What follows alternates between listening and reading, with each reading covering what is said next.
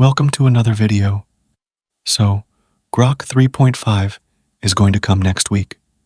Yes, it's now confirmed because Elon Musk tweeted about 3 or 4 hours ago that it is going to come next week, and it will first be available for the Super Grok users. They say that it is the first AI that can, for example, accurately answer technical questions about rocket engines or electrochemistry and things like that.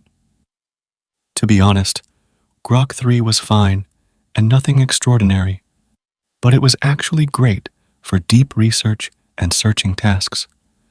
They really made some good improvements to the model. The whole deep search and deeper search features were already amazing, and it was nothing short of impressive.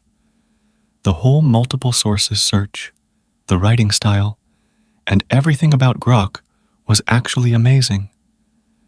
The Grok 3.5 model is probably going to be the same as Grok 3, but fully trained, because as you know, the Grok 3 model is actually an early checkpoint of a halfway trained model.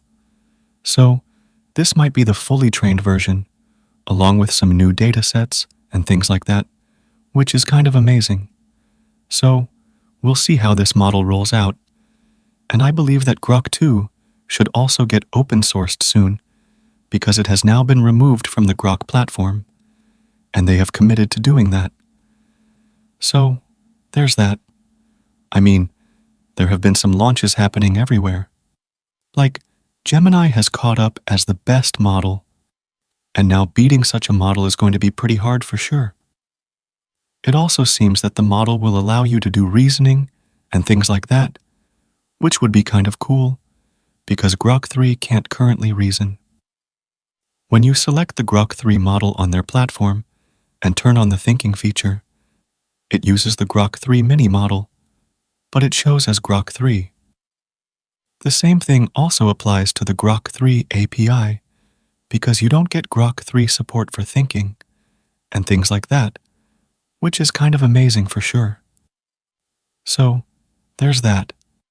And I also like the workspaces and Grok Studio options as well. They are actually amazing, as they allow you to generate some good stuff quite easily. One more thing that I also wanted to talk about is the new Gemini models that are also going to come in the Google I/O event, which is next month. There are actually a lot of Gemini models on the LM Arena. Some are updated versions of the previous models that were available and things like that. One of these models is Night Whisper, and another is Day Hush. Day Hush came after the Night Whisper model, so it may be an upgraded version of Night Whisper. But it is being said that these models are probably going to be the Gemini code models that are going to be launched, because the AI Studio also added a category called Code and things like that. So, it is pretty much evident that this is a model that is more focused towards coding, because the stuff that it can create is actually amazing. It is pretty great at front-end generation and things like that, which is kind of amazing for sure. It would be amazing if we could get a super focused coding model that is at the price of something like Flash. I think if anyone can do that, then it's probably Google, because they currently have the most value for money models, which is great. I really like these models for almost all of my tasks, and I haven't touched Sonnet in a bit, and it seems that they could easily nail this aspect as well. One more thing that is probably just going to launch today itself is some new models from Meta, because today they are organizing a Llama-4.1 event where it is expected that they might launch Llama-4 Omni and Reasoning. To be super honest, I'm not excited about the reasoning model. I'm more excited about the Omni model. I was blown away by the Gemini 2.5 Omni model, as it was just really good. It felt like no one was thinking to make their models Omni modality. And when Gemini did it, it almost became the first model that had it.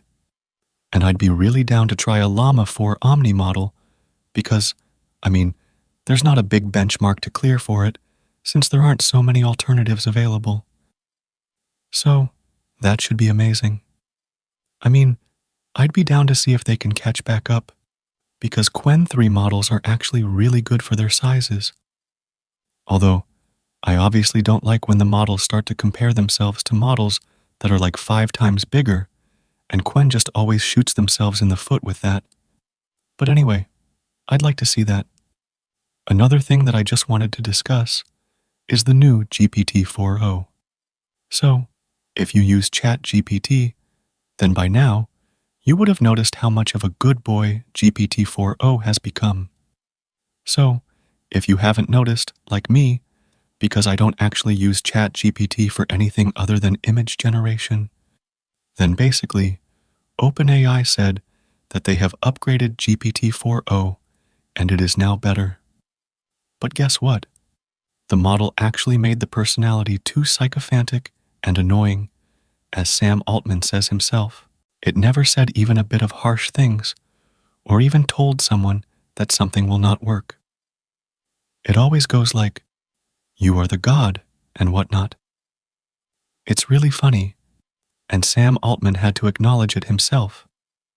I mean, it just feels too bad that a company of this stature is starting to fail this miserably. But anyway, those are some things that I wanted to talk about. The Qwen 3 models also launched, and they are quite good for their sizes. Just don't compare them to something like 2.5 Pro and DeepSeek and things like that, as they do in their charts. Otherwise, the models are great. There are going to be some spicy launches, and I just thought to share my thoughts and give you guys an idea of what you should care about more and what you shouldn't. I'm excited for the Omni model and the Gemini model because they really bring the prices for the models down, which makes them more accessible in everyday use cases. The reasoning models in the open source landscape, apart from DeepSeek, are very glitchy, and it would be cool to see if the Llama models get a good reasoning model that is not super glitchy and things like that, which is kind of amazing for sure. That's majorly everything. And let me know what you guys think about it and what you are excited for and things like that. I'm excited for the Meta models that should be launched today. So we'll see about that. And also there will be some canvas features and stuff like that as well. Anyway, there's that.